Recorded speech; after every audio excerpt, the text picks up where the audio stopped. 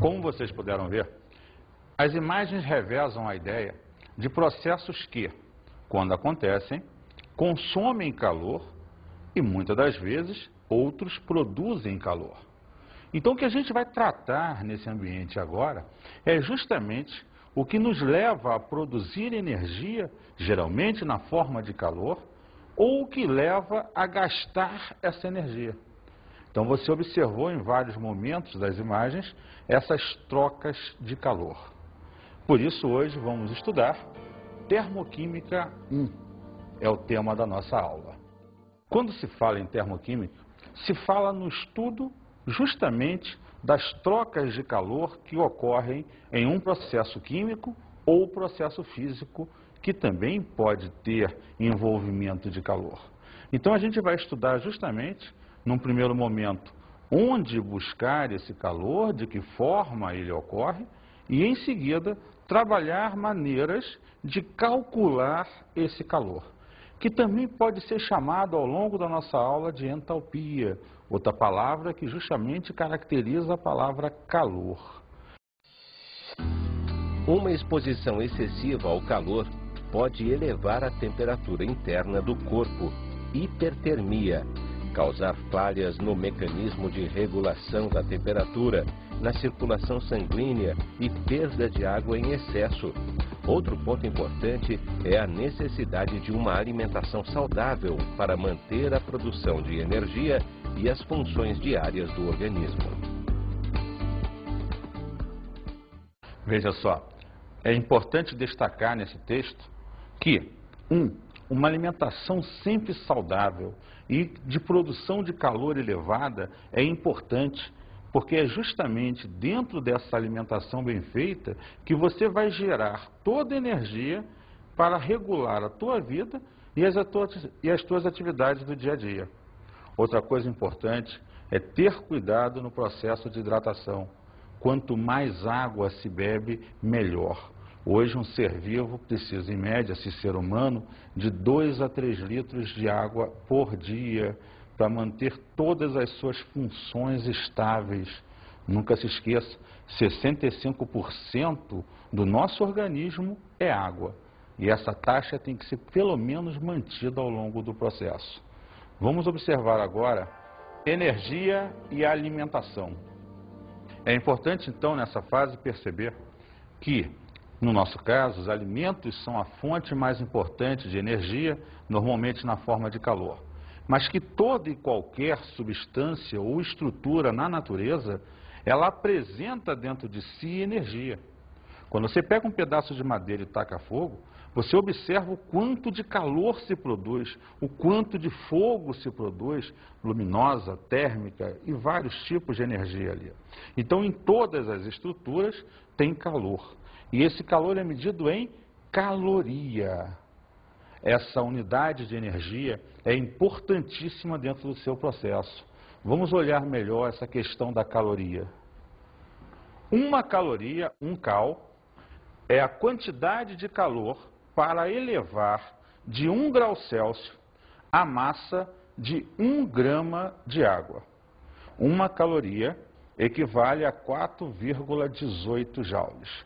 Então você percebe que o que você vai tratar agora é uma forma de energia que vai estar expressa em calorias ou até quilocalorias. Lembrando que 1 quilocaloria é 1000 calorias. Vamos falar então do balanço energético. Observa, quando você come alguma coisa, isso que você come é digerido. E essa digestão produz energia. É um conjunto de reações que liberam uma quantidade de energia que você normalmente vai trabalhar em 2 níveis. A energia metabólica e a atividade muscular. Observa que a energia metabólica é a energia utilizada na manutenção da vida. Ela varia de 10 a 20% de tudo que é produzido no organismo. A atividade muscular é a energia que é utilizada para o funcionamento dos músculos e das tuas atividades diárias. Portanto, ela varia de 80% a 90% de todo o restante da energia. Mas cuidado, se comer demais, o excesso de energia vai virar gordura no seu organismo, além do que você precisa para fazer o balanço energético. Esse excesso sobra, então cuidado. Vamos ver e ouvir esse texto a seguir aí. Ele é interessantíssimo sobre as coisas diet e light. Diet e light. O alimento diet é indicado para indivíduos que apresentam patologias em que um determinado componente alimentar não pode ser ingerido ou deve ser consumido em quantidades limitadas. Pode-se citar como exemplo o açúcar no caso dos diabéticos, o sódio para os hipertensos, o colesterol para os hipercolesterolênicos, as proteínas para os portadores de insuficiência renal. Basta apenas um desses componentes estar abaixo do limite. Sendo assim, um alimento que não contém açúcar, mas que apresenta uma grande quantidade de gorduras, é considerado diet, mesmo tendo uma quantidade de calorias semelhante ao seu similar não diet, em função da grande quantidade de gorduras. Um produto é considerado light se contiver uma redução de no mínimo 25% do valor calórico ou da porcentagem dos nutrientes em relação ao seu similar.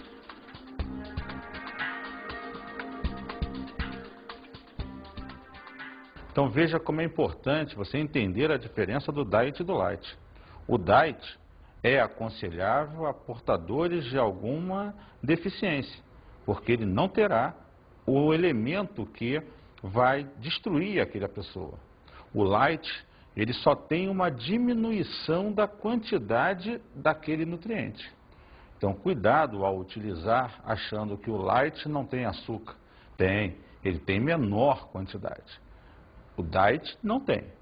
Então, cuidado ao comprar ou trabalhar com esses produtos. Vamos olhar então agora o aspecto químico do processo em si. Sair dessa parte mais introdutória da ideia do calor, da energia gerado ou consumido em substâncias no teu organismo e vamos tratar mais quimicamente, vamos dizer assim, o processo reacional. Vamos ver agora a energia e as reações químicas.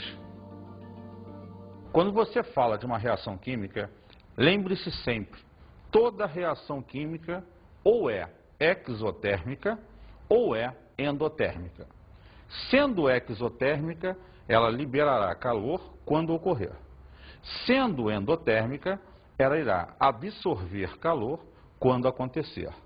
Vamos primeiro tratar dos processos exotérmicos. Reações. Liberam calor, têm entalpia menor que zero. Exemplo.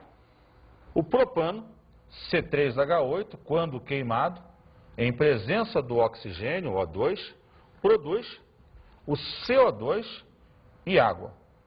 E uma quantidade de energia que nessa reação está acumulada em 2.000 kJ. Quando a água, no estado líquido, é resfriada ao estado sólido, ela tem uma entalpia de 7,3 kJ. O sinal negativo, lembre-se, caracteriza sempre a liberação de calor.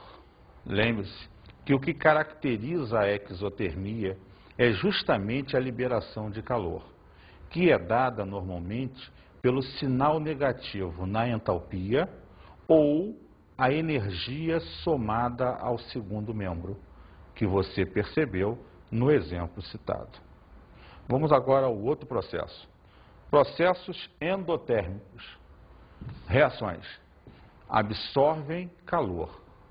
Entalpia maior que zero. Exemplo.